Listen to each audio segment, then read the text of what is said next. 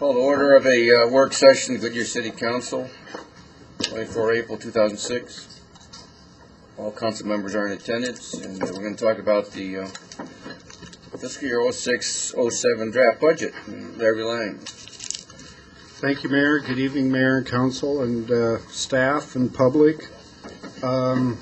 Before I get started, on your desk this evening we had a handout that was a memorandum to the Mayor and Council regarding the Goodyear Fire Employees Group Budget Recommendation Summary.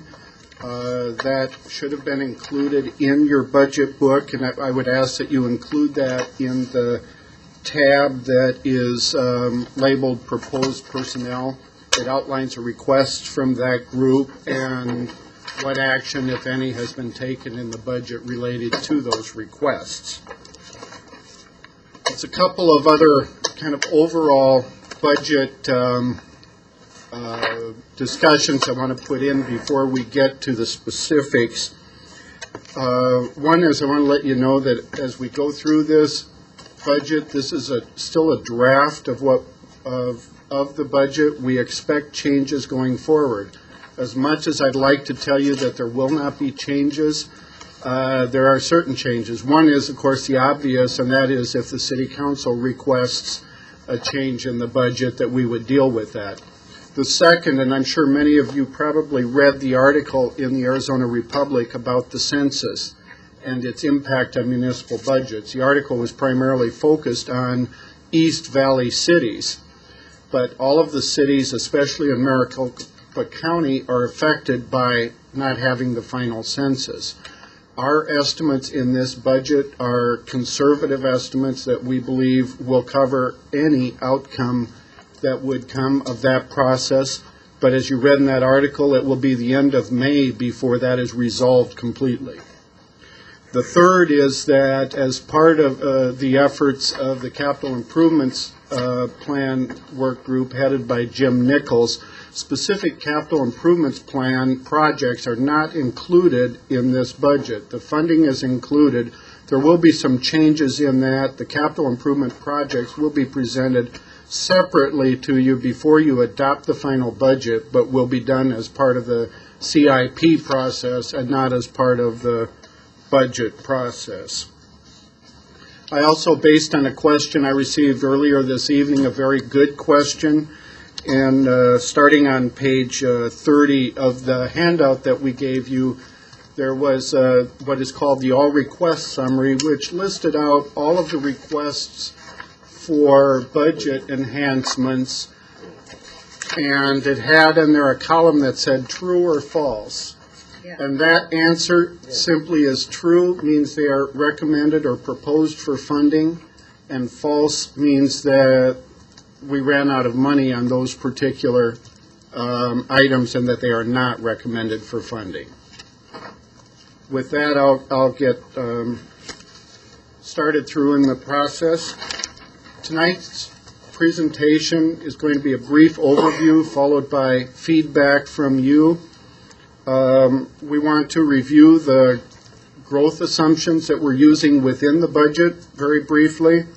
We're going to look at some of our operating revenues and some of the financial indicators, and then wrap it up with a few kind of overall items, and the primary focus is on questions. The population estimate in this budget document is 48,210, which is July 1st of 2006's estimated population coming from community development. The census DES numbers that are July 1st of 2005 numbers are, the DES original estimate is about 41,000, I believe it is. I've heard also numbers of 44,000, but that is the 2005 estimate. Many of the state budget schedules that we receive are actually based on 2005 data and not 2006. But the service population that we're using in this budget is estimated at 48,000 people. Single-family building permits we're projecting to remain on course at the level they are today, not projecting a major swing downward or upwards either way.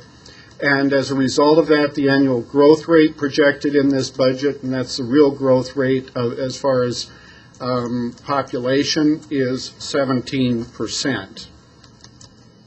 This discussion is focused primarily on the operating portion of the budget. And with that, I thought I would start by giving you a picture of where our operating revenues come from citywide.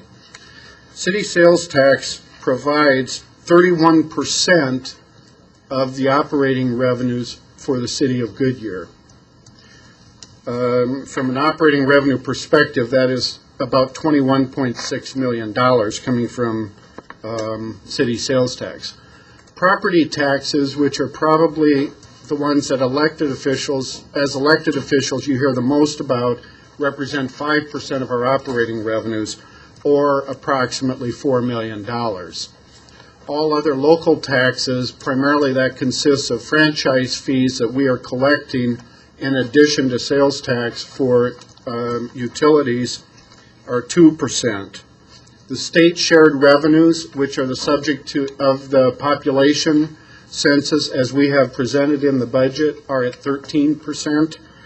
We would expect when the final numbers come in that percentage would increase and those dollars would increase. Building and zoning fees represent about 18%.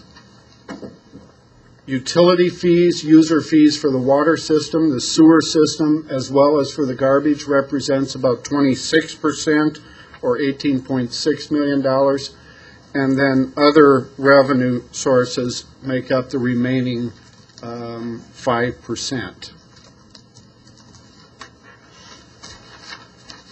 The positions per capita, this is a number of positions per 1,000 people.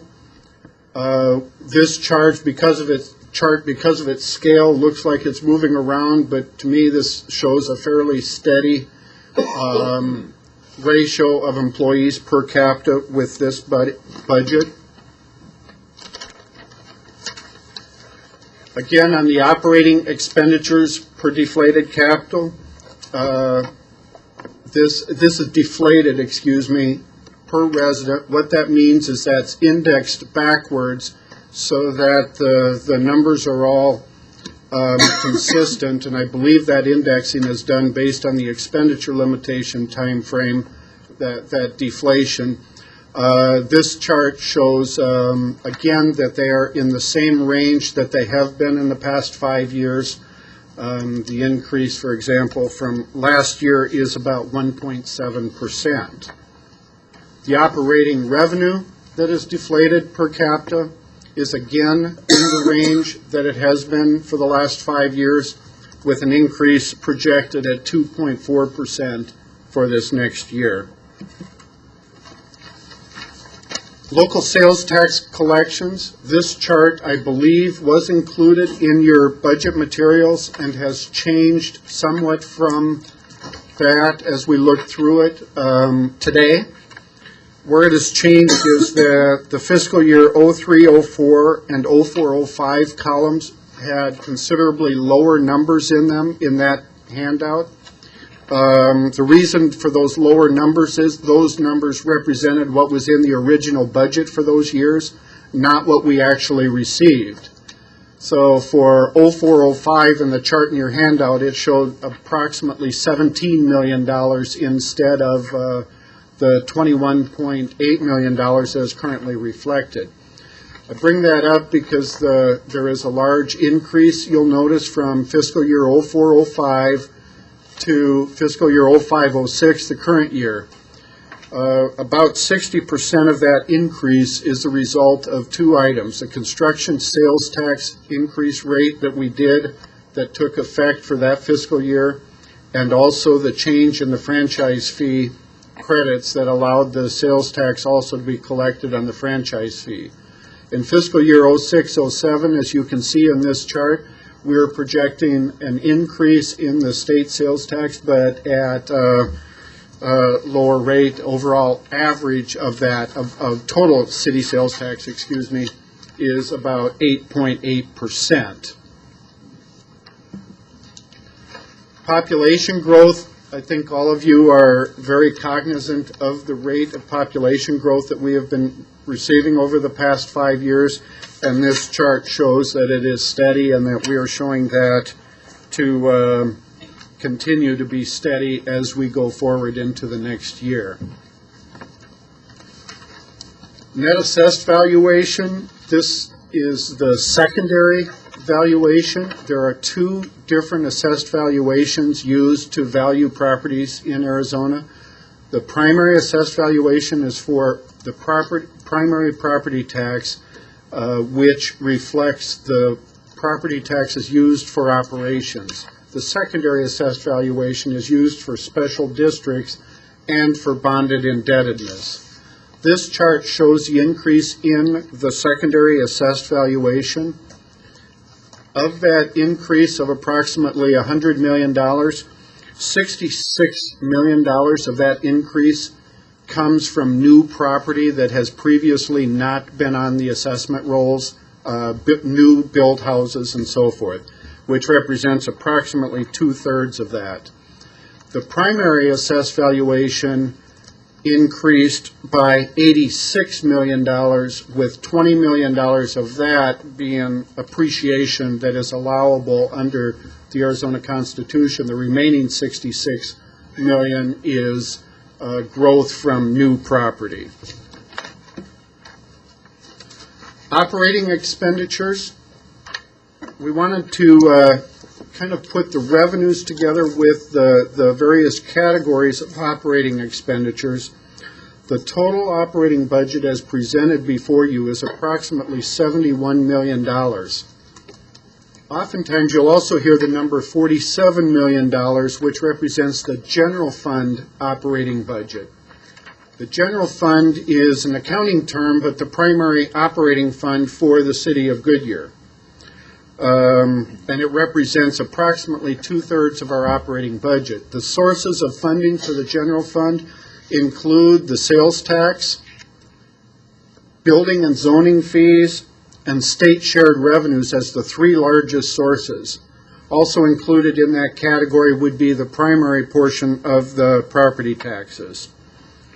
The next in the red color is the highway user fund, also referred to as HERF or highway user revenue funds. The primary sources of funding for the first of all, that funds the operations of the streets department, as well as some of the costs of the public transportation within. The primary sources of funding of that department are the gas tax that's allocated from the state as part of state shared revenues, lottery funds allocated from the state also, and a general fund subsidy. There is state law that requires us to maintain the level of effort that we provide in that fund, and we meet that state law and exceed it. The remaining categories, the yellow represents the water and sewer funds of about $13.7 million, and the sanitation funds of $4.1 million. And the primary sources of funding of those two funds are the user fees that are collected to operate those. As we discussed last week, in both cases, there is some administrative support of those two operations that is still funded and subsidized by the general fund, but we're moving in the correct direction to get that taken care of. As an overall summary, the operating budget is about $71.8 million as proposed, and that number approximates the operating revenues that we are projecting for the year. The rate assumptions are assumed in there for the enterprise funds, with the water, sewer, and sanitation rate increases being projected. In the capital requests, that includes the capital improvements plan. That includes a number of projects that have been discussed with the City Council, including financing for the proposed improvement district surrounding West Core Mall, or the proposed West Core Mall, excuse me. Proposed funding, should we be fortunate enough to move forward with the stadium proposal. Also would include our portion, actually all of the partners' portions of the I-10 widening project and a number of other projects that come in there. New personnel approved or recommended for proposed within this budget are 60.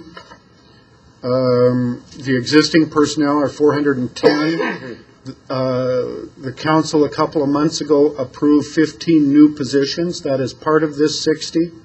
So that puts the total at 470 as proposed.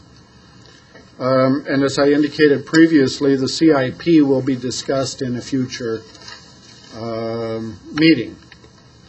So where do we go from here? Tonight we're looking for the start of input from the City Council. We know you just received your book last week, and it's a lot to go through to answer questions you may have. We have scheduled another work session for more discussion with the City Council on March 15th. If necessary, we have scheduled a work session on March 30th to provide more input. June 12th, we're planning a work session to review with the City Council in depth the capital improvements plan. Also on June 12th to adopt the tentative budget. By state law, the term tentative budget is the first adoption by the City Council. Generally, that is the budget that we go by, but for legal purposes, we come back at a future meeting and adopt what is called the final budget, and that is scheduled for June 26th. Also on June 26th, we will have public hearing for the budget and for the truth in taxation. July 10th would be the adoption of the property tax levy. And with that, I will take any questions that you may have. Okay, thank you, Larry. Well, it's open for council for, we've got another 45 minutes to discuss the budget. So questions and opinions, it's that time. Larry, I'm not convinced of how we arrive. I'm not sure that the way we arrive at the number of new employees that we've agreed to is really in unison with what the proposed budget is. For example, how many new employees did we bring on board last year, and what was our operating budget proposed? What was the budget last year? The operating budget last year was approximately $57 million, I believe, and the new employees brought on as part of that were 72, round numbers. So the increase in employees is smaller. Now, the increase in employees is smaller, and that's not related to an improvement in our technical processes. That's an absolute number. We're hiring 12 less employees than we did last year. Is that correct? That is accurate. 12 less new employees, yes. And I'm not convinced from what you showed us that the budget wouldn't allow for more employees, and I'm certainly not convinced that we don't need more employees. Maybe we could have someone from HR come in on that. As far as the need for employees, the requests that were included that you have a copy of requested approximately 197 employees. So the approval rate was somewhat less than 1/3 of those. We'll say 25 to 30%. Last week, as we discussed in the policy section, that the goal is to get the operating revenues and operating expenditures and less dependent upon the construction sales tax. That is what drove this year the total operating budget as being requested in this process. Maybe I didn't make myself clear. The request was, we approved 1/3 the number of new employees that were requested. That is correct. And based on the expertise of various departments, a number was submitted, whatever it was, 150, 160. And somebody decided that we only needed 1/3 of that, but I don't see where that was based on our budget. Why couldn't we have stood a hit for 120 employees, for example? Okay. And I don't have a copy up for the screen for everyone, but within the proposed budget tab of your handout, Right. there is a source that shows the operating revenues projected for the year of $71.8 million. the operating expenditures for the year mirrors that number. So that was the criterion used to determine how much money was available for operations, which is the category that the employees come under. It was definitely not an exercise of, I guess I want to use the word need as you presented it, because I think from what I saw of the 200 employees, there were very few, if any, that I think I could classify in the category of frivolous. I think all of those were real needs. But yeah, and I think we're saying the same thing. We're creating a monster here, or at least a big problem. The directors are telling you they need 160 employees.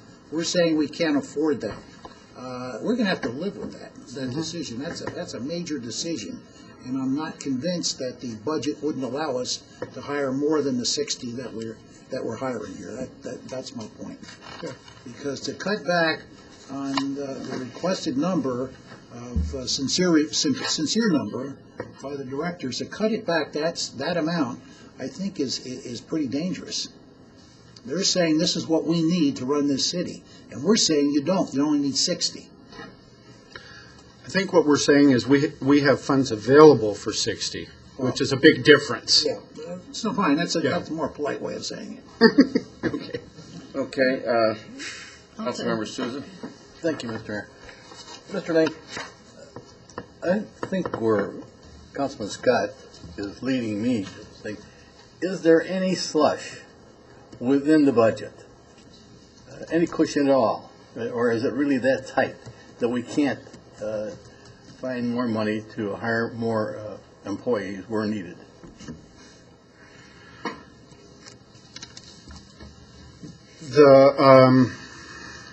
As part of the process, we did ask all departments to internalize, to look for efficiencies within those departments, and I think that a number of them did within that. The real answer is, can we change our methods of computing what we put in operations as opposed to what we put in capital? And that would be the way of doing it. As far as actual, what I'll call fluff or slush in there, I would not be aware of any of that in there. That would be just available, that we held in reserve, so to speak. We do have this budget balance that to include the revolving fund that we talked about last week that often has been referred to as a contingency. We have it balanced to include a number of capital projects that we've talked about. Some as first-year funding for something that's saving some money down the road. And generally, the sources break down into sources that are coming back each year and sources of one-time funding. So I think that's where it would be. Basically, what you're telling us is that you're comfortable with the figures that you've given us, and there's really no slush other than the emergency funds that we've set aside for future That is costs. correct. And that's how tight it is. That is correct. The overall increase in employees, as an example in there, is 15%, which is fairly consistent with our overall growth rate. Councilmember Holland? I just wanted to throw an example out for my fellow council people. We ask the departments to do certain things. There are problems that they have. I'm going to use IT, Jack. I'm not picking on you. But we ask them to do certain things. We say we're not happy doing with our system. We see some holes in it. And then when you ask for someone like a database administrator, which I see as a very important position, there's not enough money there to make that change and provide that person that could improve the operation of the IT organization. So somehow we're cutting corners, and I just want to make sure that we're not leaving out the ones that are ultimately going to help us build this infrastructure for our growing city. Well, let me, other people get a chance here. Okay. Let's, I'm listening to the dialogue. I'm not going to. okay. It's on the same subject. I don't wanna Vice interrupt. Mayor, Yeah, we'll go I back to guess Fred. take this one step further. We want to make certain that the operating budget comes out of operating revenues, and we want that to balance, right? Is that where you're headed with this, Larry? That is correct. So that we're not taking money from capital or capital improvements or some other funds, which is a dangerous thing to do, in my estimation. We should stay right on with this. This comes in as operating budget money, revenues. Am I not right? This is the way you want to fund your personnel in your city. Our recommendation is for the operating funds to be matching up as close as possible to the operating expenditures. That's correct. Okay. And then second question on the capital improvement funds, what's listed in here on the CIP, the 300 million or whatever the total of all that is. When you get to all of that, that includes what we have on the budget now and what we projected for the future, right? That we have not spent. That is on our, like, for instance, an example of that includes the Van Buren right away, to have that widened to 5 lanes. That would include the Van Buren project for the portions that will be completed in next fiscal year. That is correct. Even though that was in last year's budget Right. as capital improvements, it's again in this year's budget. Right.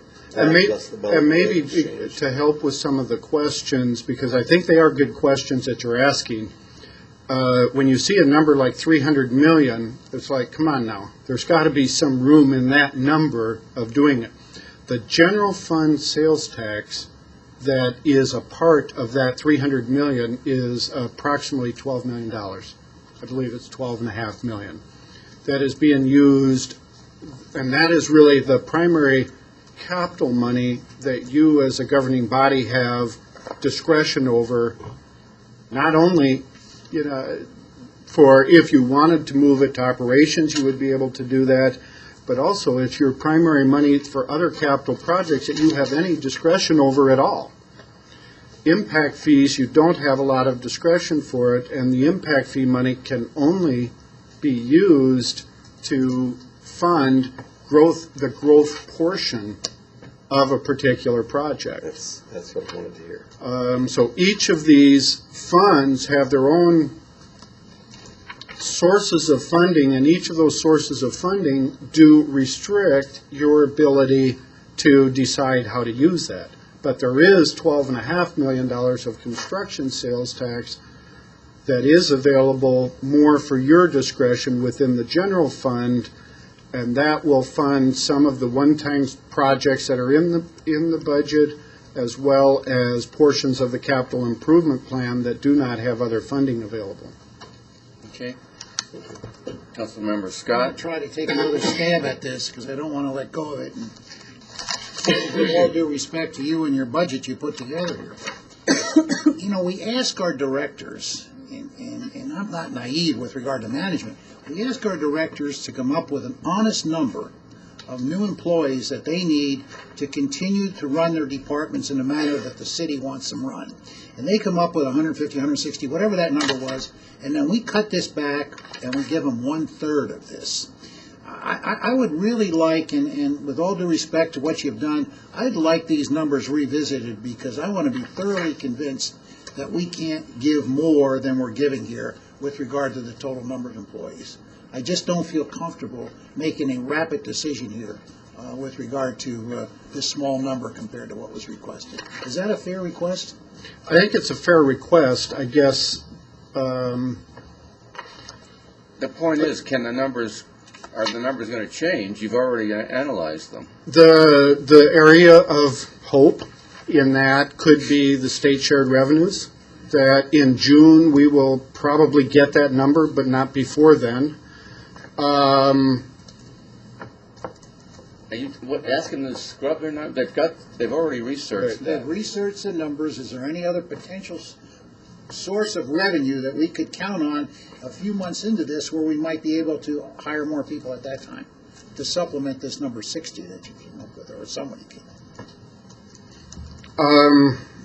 I think throughout the year, the flexibility would be there that if the revenues were coming at a faster rate than what we were projecting, that we could bring that back to the city council at your direction to look at that. Realistically, I think that that would be a mid-year adjustment at best to allow enough time for that data to come in to make sure that it's holding up to a trend. After a couple of 3 months, it's hard to change a whole pattern for a whole year based on a couple, 3 months data. I think last week, I believe it was last week, Mr. Kraus did a brief presentation to you kind of as an update of where we were in the building permits. Showed a couple months that they had dropped. You don't want to base just a couple months' activity for your whole outlook. He also showed that the final month that he had, March, was back on schedule, and that looked to be a blip. Well, if we could do that, if we could revisit this in 6 months, based on actual revenue flow and not projected, then I might be willing to drop this.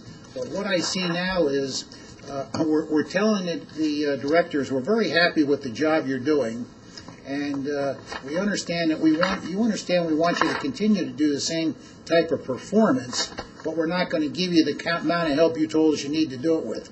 There's a problem. There's a rub there. So if we can make this an ongoing process and revisit it in 6 months, I'd be willing to drop it. But I really feel uncomfortable with this. That's it.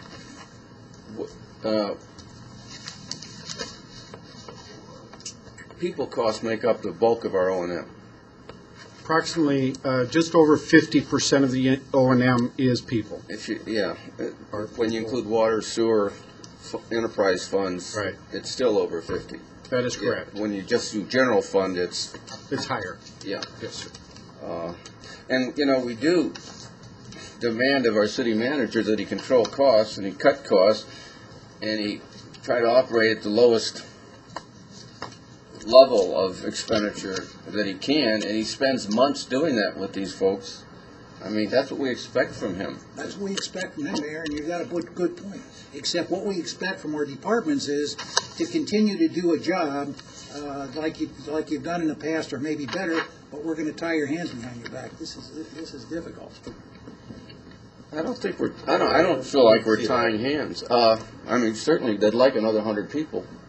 Well, this is not. I'd like to have 200 people in Iraq, No. 200,000 in Iraq, but you can't afford some things. And I think what we're doing now is the city manager has a decision. Does he want to buy more people, or does he want to buy equipment? Does he want to buy a armored vehicle for the police, or does he want to buy 3 or 4 bodies? And he makes that decision based on his experience and knowledge.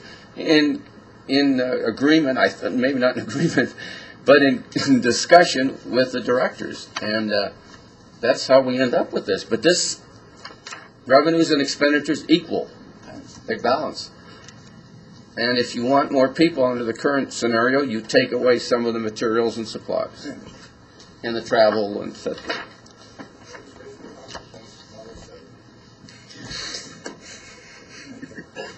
And you can do that too, if you want. If people want. I don't. Make sure that's clear.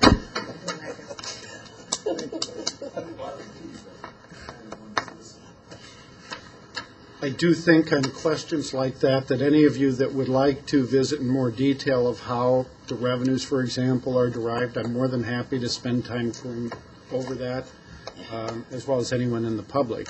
Obviously, we're pleased to do that if you'd like that. And I appreciate that. I know you put a lot of effort into it. But the thing we have to understand going into this, when you asked the directors for a number, and it was 150, 160, I don't remember what you said.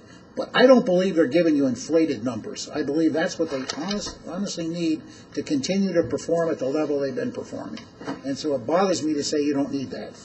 And we can't afford it, that's another thing. But it's a bad rub. I understand. Okay, thank you. Vice Mayor? Can I add something to that?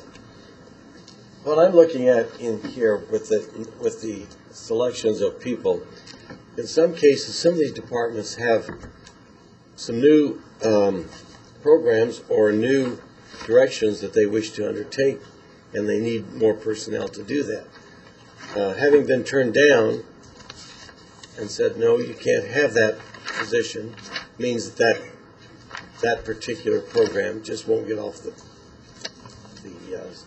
start. I think in many cases, Because I look at some of these and they're new things that I think that department wants to implement and can't because they didn't get the people to do it. Is that true? I think in many cases that would be a very true assessment. In other cases, people may, and I use the word may here, be able to adjust around activities to be able to add some of the new that they would like to do. But in most cases, I think it'd be naive to think that when you're increasing, at a level fairly comparable to growth, that you're going to be expanding service levels into new areas when it pretty much is tracking at the same level. Sure. That's where hopefully some efficiencies come into play. Councilmember Howard? I think most of us understand our budgeting process and know that we have a number, we back into that number, and that's exactly what we did. I think it's just hard when you look at the facts to say to yourself, yes, that's how we got there. But I think we understand it. Councilmember Antoniak, and then Councilmember Lord.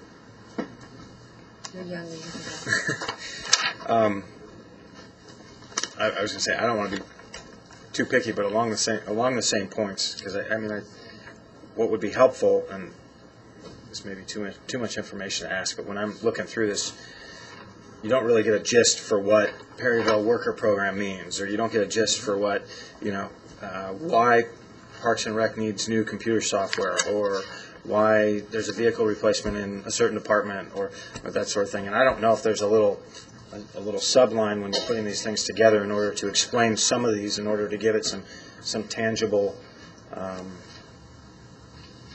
justification to those of us that aren't necessarily in the weeds on this one. This is the one time a year, I suppose, where we can legitimately micromanage, in the sense that we can kind of go through line item. Though we do it the rest of the year, we probably shouldn't sometimes. But so that in order to be able to alleviate maybe some questions back at your office that I'm sure will be coming in the next week or two, it would be helpful to have some subtext to some of These these items that you have listed in those, I believe it's 21 pages, if I remember correctly. Yeah, I'm looking in the orange tab, proposed budget. The next level of data that we have on that, the next level up is about 870 pages. Yeah, I'm not thinking that much So, detail. yeah, we do. We have considerably more, but it really goes from one extreme to the other. Then I guess I'll pose some questions via email to your office Absolutely. and the manager's office later this week. One question on another note is: our revenue departments is community development revenue neutral or an expense? What's the word I'm looking for? Community development, that would include the building and zoning fees, that would Right. also include, it includes a number of categories, generates revenues sufficient to cover their costs Okay.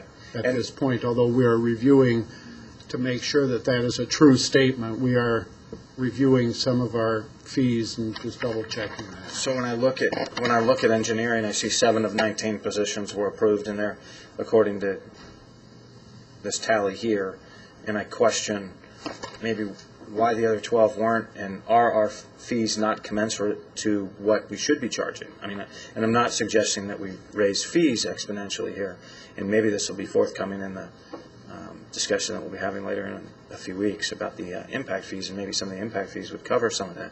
But, I look at this and I think new positions, 2 plans examiners, 2 senior civil engineers, 1 plan examiner 1, a plan review engineer. Those are 6 positions that, are categorized that as not being approved. But then I go over to some others and I think, well, granted, I'm not gonna weigh the importance. I'm not gonna do that job for the manager and say one's more important than the other. But I think to myself, these 6 might have fees that when those plans are passed across the desk, 1 aren't being paid or 2 aren't being charged to the sufficient amount of money to cover their expenses. Because obviously we know that we've known from historical reference over the last few years, there's been backlog, or at least a desire to expedite plans and expedite engineering and planning and zoning activities. To make sure we're charging the amount in order to expedite those things, in order to get the people there to be able to expedite them, I guess. I don't know. It's a lot of chicken and the egg, but do you ask those questions as you go through the process of Yeah. are we charging enough and why can't we do these? We very specifically are right now researching all fees that we charge to determine when they were adopted, what they're covering, and are they covering all costs.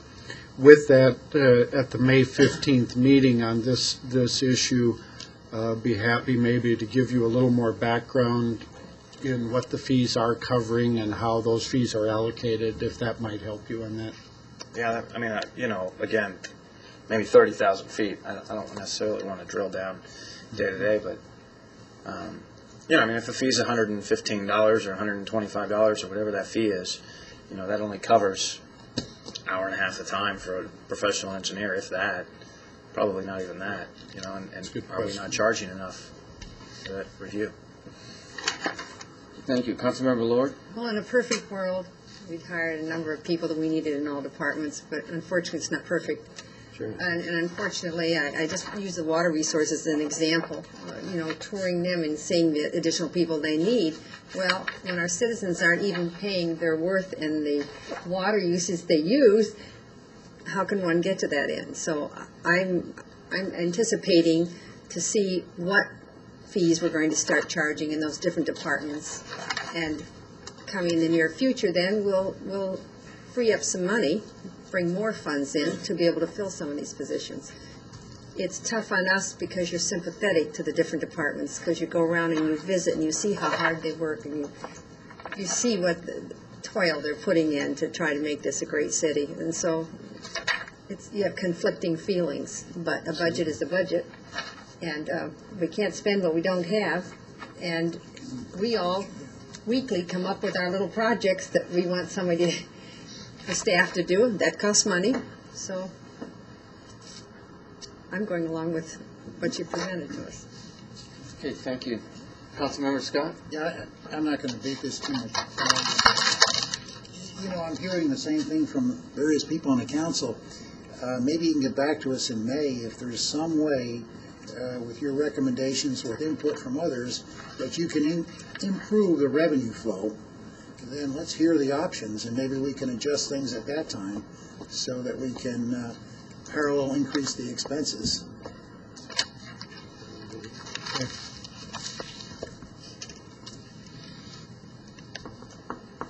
Okay, any further discussion? Okay, thank you, Larry. Thank you. Council member wish to make a report, or you want to wait for the meeting? And the city manager now or later, or both?